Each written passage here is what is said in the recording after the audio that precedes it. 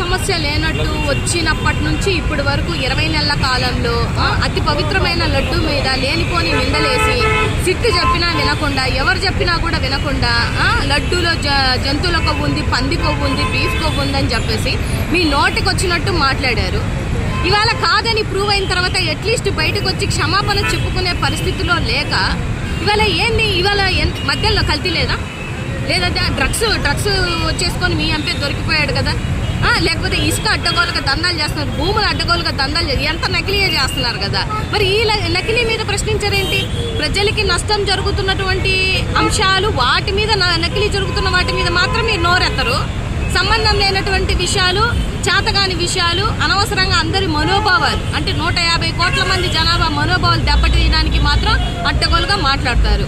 ఒకటి గుర్తుపెట్టుకోవాలి, రాష్ట్రం యొక్క అభివృద్ధి కోసం, ప్రజా సంక్షేమం కోసం, ప్రజల కోసం మీరు పోరాడితే రాబో రోజులలో కాస్త కాకపోతే కాస్తైనా మిమ్మల్ని జనాలు క్షమిస్తారు. అంతేగాని ఇలా అడ్డగోలుగా మేము బిహేవ్ చేసుకొని వెళ్ళిపోతామని అంటే